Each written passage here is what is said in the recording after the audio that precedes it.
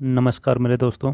मैं आपका दोस्त एनपी एक बार फिर आपके साथ जुड़ा हूँ वही सीरीज में जीके वाले कुछ आसान सवालों के जवाब लेकर।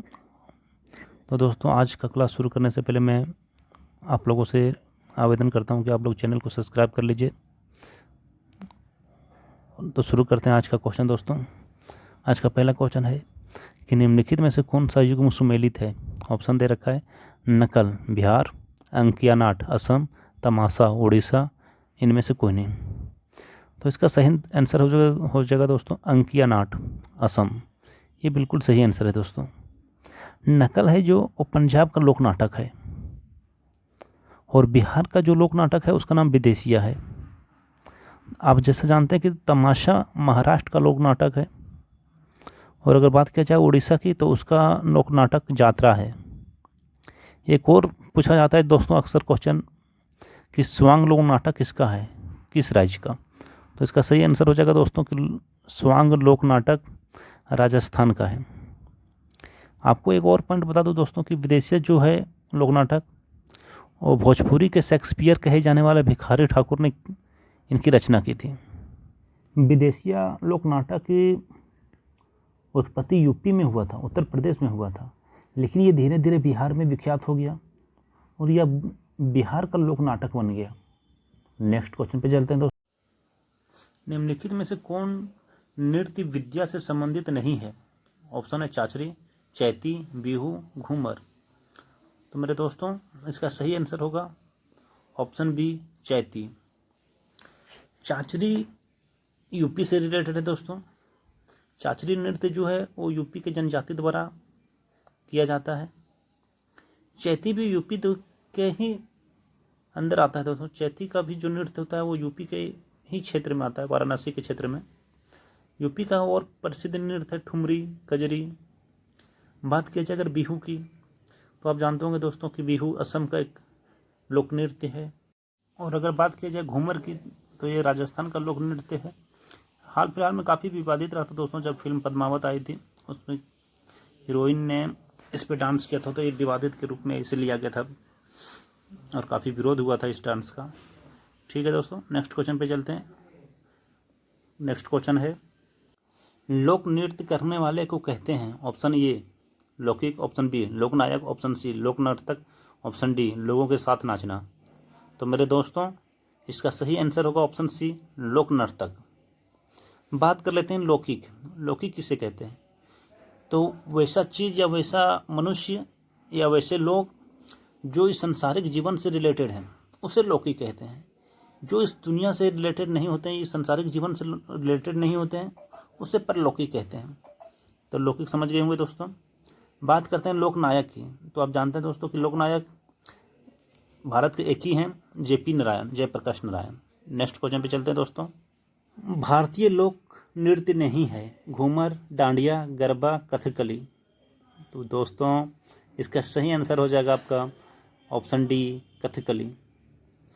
डांडिया गुजरात का एक प्रसिद्ध लोक नृत्य है। गरबा भी गुजरात में ही होता है।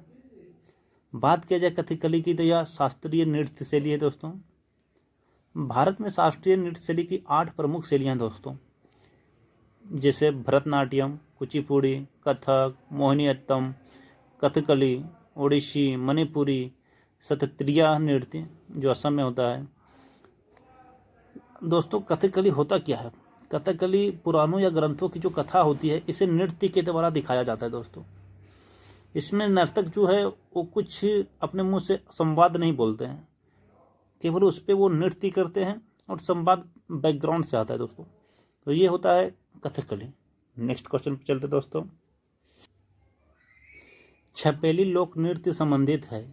ऑप्शन है अरुणाचल प्रदेश, हिमाचल प्रदेश, उत्तर प्रदेश, आंध्र प्रदेश। तो मेरे दोस्तों, इसका सही आंसर होगा हिमाचल प्रदेश, ऑप्शन बी। अगर बात किया जाए अरुणाचल प्रदेश की, तो वहाँ का लोक नृत्य अजी लहामू है, या उसे दूसरा हुरकानी। अगर बात किया जाए यूपी की, उत्तर प्रदेश की, तो इसके प्रमुख लोक नृत्य रासलीला, नौटंकी या फिर कजरी है। अगर बात किया जाए आंध्र प्रदेश की दोस्तों, तो आंध्र प्रदेश के लोक नृत्य कुचिपुड़ी, ढिमसा या लंबाड़ी है। एक और क्वेश्चन पूछा जाता है दोस्तों अक्सर एग्जाम में कि बांस नृत्य कहाँ का लोक नृत्य है। तो दोस्तों इसका सही आंसर हो जाएगा मिजोरम। मिजोरम में बांस नृत्य होता है दोस्तों। नेक्स्ट क्वेश्चन पे चलते हैं दोस्तों। निम्नलिखित नृत्यों में से गुजरात से संबंध रखने वाला नृत्य कौन सा है। Option A Dandiya, option B Kuchipudi, option C बांस नृत्य, ऑप्शन डी विदेशिया नृत्य। तो इसका सही आंसर है दोस्तों ऑप्शन ए डांडिया नृत्य। तो बता दें दोस्तों साथ ही साथ कि कुचिपुड़ी आंध्र प्रदेश का लोक नृत्य है। बांस नृत्य मैंने अभी पिछले पॉइंट में बताया था दोस्तों कि ये मिजोरम में होता है। और विदेशिया के बारे में तो जानते हैं दोस्तों, विदेशिया लोक नृत्य बिहार का फेमस लोक नृत्य है। नेक्स्ट क्वेश्चन पे चलते हैं दोस्तों। किस भारतीय टेलीकॉम ऑपरेटर ने हाल ही में अपने ग्राहकों के लिए स्पीड पे की सेवा शुरू की है। ऑप्शन है वोडाफोन, BSNL, आइडिया सेल्यूलर और भारतीय एयरटेल। तो इसका सही आंसर है दोस्तों BSNL, option B. Next question पे चलते दोस्तों। निम्नलिखित में से लीप वर्ष है। ऑप्शन दे रखा है 1998, 1994, 1876 और 1758। तो आप दोस्तों जानते होंगे कि लीप ईयर्स क्या होता है। जैसा कि आप जानते होंगे कि लीप ईयर में 366 दिन होता है और एक नॉर्मल साल में 365 दिन होता है। तो बात यहाँ लीप ईयर की गई है। तो वैसे ईस्वी जो 4 से डिवाइजिबल हो, 4 से कट जाते हो, वो लीप ईयर होते हैं। तो इसका सही आंसर है दोस्तों ऑप्शन सी 1876 ईस्वी। नेक्स्ट क्वेश्चन पे चलते हैं दोस्तों। इकोसिस्टम शब्द का प्रयोग किसने किया। ऑप्शन पी अस्तर हलर, पैंक, वी लाल, A.G. टेंसले। तो इसका सही आंसर है दोस्तों ऑप्शन डी A.G. टेंसले। बात किया जाए अगर वी लाल का पूरा नाम ब्रजबासी लाल है। ये एक पुरातात्विद थे। इन्होंने अनेक पुरातात्विक स्थलों का अन्वेषण एवं उत्खनन किया। इसीलिए भारत सरकार ने इन्हें 2000 ईस्वी में पद्म भूषण से सम्मानित किया था दोस्तों। A.G. टेंसले ने इकोसिस्टम की जो खोज की थी या उनका प्रयोग किया था इस शब्द का, वो ईस्वी था 1935 मेरे दोस्त। तो नेक्स्ट क्वेश्चन पे चलते हैं मेरे दोस्तों। स्त्री पुरुष में लिंग के आधार पर भेद न किए जाने को क्या कहा जाता है। ऑप्शन है भेदभाव न करना, स्त्रियों के प्रति उदासीनता, जेंडर संवेदनशीलता, इनमें से कोई नहीं। तो इसका सही आंसर हो जाएगा दोस्तों ऑप्शन सी जेंडर संवेदनशीलता। नेक्स्ट क्वेश्चन पे चलते हैं दोस्तों। भारत में पहली बार सफेद बाघ कहाँ देखे गए थे। Option A Kolkata, option B Rewa, option C Jalgaon, option D Bhopal. तो इसका सही आंसर है दोस्तों option B Rewa. Rewa MP राज्य का एक क्षेत्र है दोस्तों। अगर बात की जाए जलगांव की तो जलगांव महाराष्ट्र में है दोस्तों। और भोपाल तो आप जानते हैं दोस्तों भोपाल MP में है। MP में पहला सफ़ेद बाघ 1915 में देखा गया था दोस्तों। यह एक दुर्लभ नस्ल का बाघ था दोस्तों। इस सफ़ेद बाघ की मृत्यु 1920 ईस्वी में हो गई। मध्य प्रदेश ने विश्व की पहली व्हाइट टाइगर सफारी खोली है दोस्तों। अगला क्वेश्चन जानने से पहले दोस्तों जिन्होंने चैनल सब्सक्राइब नहीं किया है वो चैनल सब्सक्राइब कर लीजिए। फिर चलते हैं नेक्स्ट क्वेश्चन पे दोस्तों। हैप्पी फेस स्पाइडर नामक मकड़ी कहाँ पाई जाती है। तो इसका सही आंसर देना है दोस्तों, आपको बताना है। तो इसका सही आंसर है दोस्तों option D Hawaiian island. Next question है दोस्तों। कब शस्त्र व्यापार संधि आर्म्स ट्रेड ट्रीटी अस्तित्व में आई। ऑप्शन है दिसंबर 2014, फरवरी 2015, जनवरी 2015, उपरोक्त में से कोई नहीं। तो इसका सही आंसर बता दो दोस्तों। इसका सही आंसर होगा दिसंबर 2014, ऑप्शन ए। बात किया जाए अगर शस्त्र व्यापार संधि की तो इसमें 130 देश कंट्री सदस्य हैं दोस्तों। नेक्स्ट क्वेश्चन पे चलते हैं दोस्तों। भारत रत्न से सम्मानित किए जाने वाले लोगों की सूची में कौन शामिल नहीं है। ऑप्शन है अटल बिहारी वाजपेयी, मदन मोहन मालवीय, KR नारायणन, उपरोक्त में से कोई नहीं। तो मेरे दोस्तों इसका सही आंसर है ऑप्शन सी KR नारायण। बात कर लेते हैं दोस्तों अटल बिहारी वाजपेयी की। तो अटल बिहारी वाजपेयी का जन्म 25 दिसंबर 1924 ईस्वी में हुआ था और इनकी मृत्यु हाल फिलहाल 16 अगस्त 2018 में हुई थी दोस्तों। अटल बिहारी वाजपेयी के जन्म दिवस पर ही सुशासन दिवस मनाया जाता है। अगर बात की जाए भारत रत्न की, तो अटल बिहारी वाजपेयी को 2015 में भारत रत्न अवार्ड से सम्मानित किया गया था। और अगर बात की जाए मदन मोहन मालवीय की, तो इनको महामना के नाम से जाना जाता है दोस्तों। इनकी उपाधि महामना है। इनका जन्म भी 25 दिसंबर 1861 में हुआ था दोस्तों। और अगर मृत्यु की बात की जाए, तो इनकी मृत्यु 12 नवंबर 1946 में हो गया था दोस्तों। अगर इनकी भारत रत्न अवार्ड से सम्मानित होने की बात किया जाए, तो इन्हें 24 दिसंबर 2014 को भारत रत्न अवार्ड से सम्मानित किया गया था। ये भारतीय राष्ट्रीय कांग्रेस के अध्यक्ष 4 बार बने दोस्तों। नेक्स्ट क्वेश्चन पे चलते दोस्तों। 24 दिसंबर देश में किस रूप में मनाया गया था या मनाया जाता है? ऑप्शन है ए राष्ट्रीय उपभोक्ता दिवस, ऑप्शन बी सद्भावना दिवस, ऑप्शन सी राष्ट्रीय सुशासन दिवस, ऑप्शन डी उपरोक्त सभी। तो मेरे दोस्तों इसका सही आंसर है ऑप्शन ए राष्ट्रीय उपभोक्ता दिवस।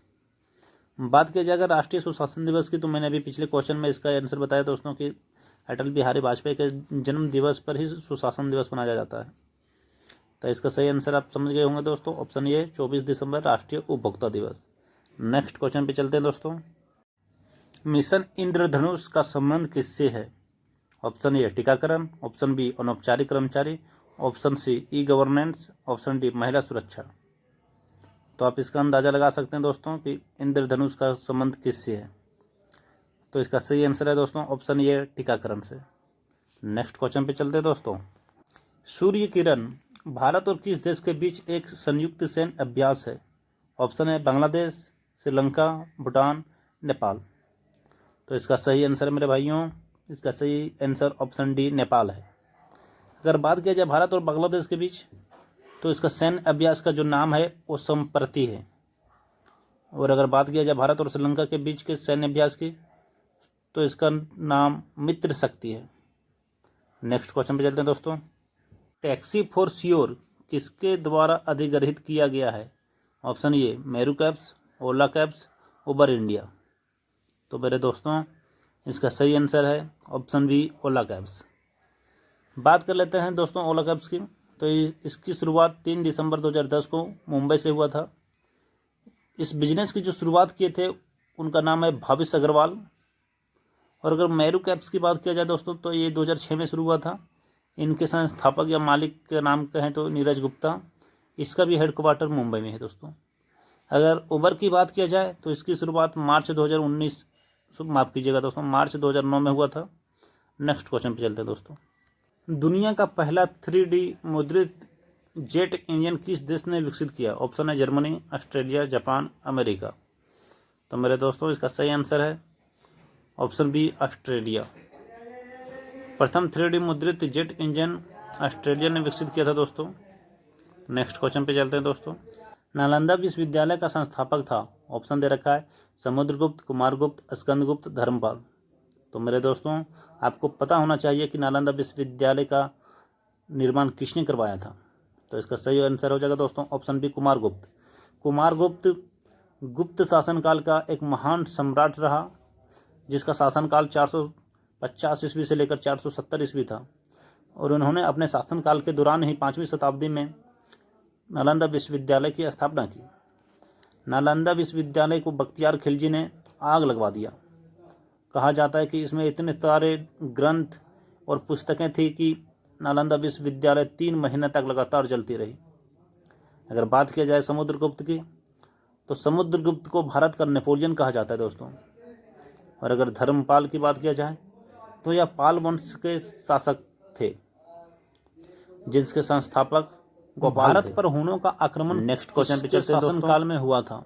ऑप्शन है श्रीगुप्त, समुद्रगुप्त, स्कंदगुप्त, उपयुक्त में से कोई नहीं। तो आपको इसका सही आंसर बताना है दोस्तों। इसका सही आंसर होगा ऑप्शन सी स्कंदगुप्त। स्कंदगुप्त के पिता का नाम कुमारगुप्त था और इनके परदादा का नाम समुद्रगुप्त था। तो दोस्तों ये था मेरा आज के क्लास का आखिरी क्वेश्चन। आप अधिक से अधिक कमेंट कीजिएगा दोस्तों और अधिक से अधिक शेयर कीजिए। और जो भी बच्चे इस चैनल को सब्सक्राइब नहीं किए हैं वो चैनल को सब्सक्राइब कर लीजिए दोस्तों, और बेल आइकन दबा दीजिए ताकि आपको नोटिफिकेशन मिलता रहे और आपकी पकड़ जीके में अच्छी हो जाए। तो मेरे दोस्तों हम फिर कल मिलेंगे, तब तक के लिए नमस्कार।